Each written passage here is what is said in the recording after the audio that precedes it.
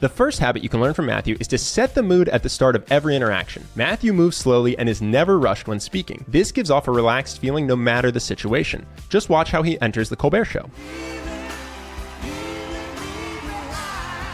You'll notice he walks in slow and his pace is very relaxed as he looks around smiling. This conveys a carefree attitude that sets the tone from the start and frames the rest of your conversation. Imagine the difference it would make if he entered quickly and walked straight to the host with tight body language. Now, relaxed isn't the only mood you can set. You can set playful, flirty, high energy, whatever you want. Determine the mood you want for an interaction and spend the first 10 to 20 seconds bringing that energy. You'll also see Matthew greets everyone around him. He takes the time to intentionally acknowledge the band and the audience. Many people make the mistake of only greeting the people they think can benefit them. So you'll see them only try to talk to the most attractive or coolest person in a group. Or at an interview, they'll blow off whoever's at the front desk, only being kind to the person they think has the power to give them the job.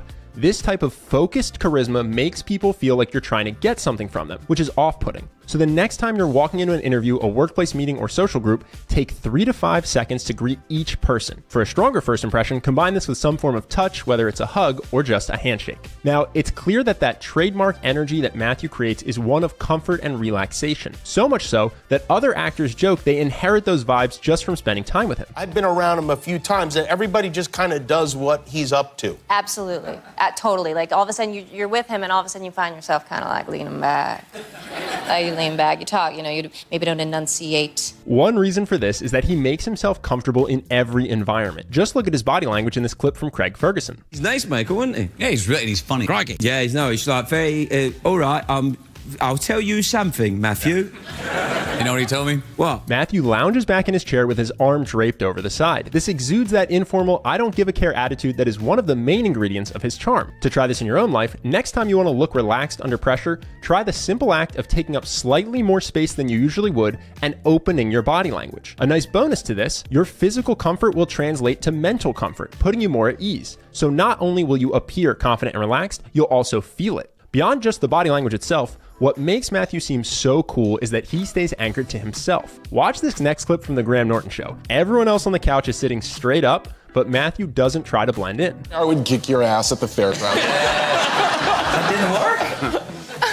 He even puts his drink on the ground instead of the table so he can lounge back even more. Many people would feel social pressure to sit up straight to try to fit in, especially around a dominant personality like John Cena. But Matthew does the opposite. He stays in his own frame instead of joining theirs. Staying true to yourself, even when it makes you stand out, can show tremendous confidence. This isn't to say you should never try to change your habits or grow as a person. It's about choosing what kind of person you want to be.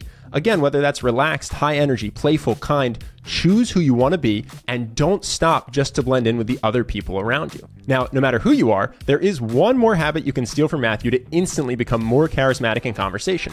Become a magnetic storyteller. Storytelling is a conversational superpower. If you can tell good stories, people will love being around you. And everyone has a fantastic story to tell. In the rest of this video, you'll see that you can turn anything into a fun story, even something as mundane as changing a flight or sending an email. All you have to do is know how to tell it. One key to a magnetic story is using a good pre-frame. This hooks people to listen to what you're saying. Listen to this next clip for a quick example. Oh, yeah. It's fun. Now, let me tell you how this job happens.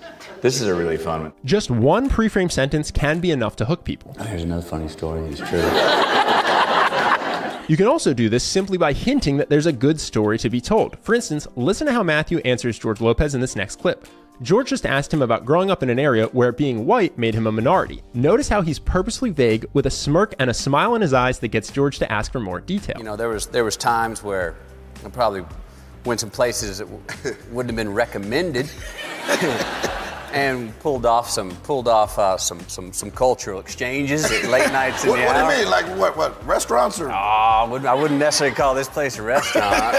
Once you have people hooked, there's several tricks to telling a good story. The first is to recognize that people are wired to love emotional journeys. So don't just describe what happened, share your emotional experience during the story. For example, listen to Matthew talk about later that same night when a group of guys approach him and his friend outside the bar. You look just like the white mother that jumped my little brother. I went, no. He goes, no, you do look just like the white mother that jumped my little brother. 16 white mother jumped my little brother. My heart rate starts beating. I'm going, I don't know where this is going. Another trick you saw there to make your stories interesting is to act out your characters. Here's another example from a second later. My buddy who's lit, right? The buck 25 guy he's lit. He goes, 16? How do you have time to count? Right? And at this moment, Let's watch one more quick example. This could have been a complete non-story, but pay attention to how Matthew tells it. He starts with his emotional journey and he ends by acting out his past self. For context, this is about sending his director his vision for the character Dallas in Magic Mike. I write it and I send it to our director, Steven Soderbergh. I'm anticipating. I can't wait to see what he says. I'm kind of nervous, you know. What's he going to say? I hope I'm on the right track and he's happy with where I'm going. 1 day, nothing. 2 days, nothing. 3 days, nothing. 4 days later, it comes up, his email. I'm like, oh, there it is. I clear the room. Sending an email and waiting 4 days to hear back doesn't seem like much of a story, but if you play your characters and take people on the emotional journey that makes it story-worthy to you, you'll have people captivated. Now, you may feel intimidated to play the characters in your story. After all, most of us aren't professional actors like Matthew, but you don't need a spot-on impression to captivate people. Any change to your speaking cadence and posture will make your stories more engaging. Listen to the crowd laugh in this next clip when Matthew switches to playing his mom when she's upset to hear they're extending their stay in Greece. Hang on a minute, Mom. Everyone, we got another week. Yeah. We thought you'd say thank you. She's all of a sudden, she's like, I have to get back to my Pilates class on Tuesday. And I need to go to my salon to get my nails done. When there aren't characters to play, there's another trick you can use to keep people captivated. Tell the story with your hands. They're playing cards, looking around, and my dad sees this old BMX bike, and we couldn't afford a BMX bike. Now, my middle brother had been wanting a BMX motorcycle, but we couldn't afford it. There's this old CRX 80 over there. And by now, you've probably noticed the last trick for magnetic storytelling. If you want to hook people, tell your stories in the present tense. Put them right in your story, experiencing it as it happened. Listen to this quick example where Matthew talks about getting his part in Angels in the Outfield. He pre-frames, speaks in the present, tells it with his hands, and acts out his character, all in less than 30 seconds. I walk in the door. There's a bunch of funny peculiarities of how the hell I got to be standing here today. I walk in the door, it was backlit. I remember I had an American cap on. It was on Warner Brothers Light. I open up the door, it was backlit in the afternoon. The producer's sitting on the couch. He looks up and goes, hey, look at you. The all-American kid. He goes, you ever played baseball? I said, 12 years. He goes, you got the job.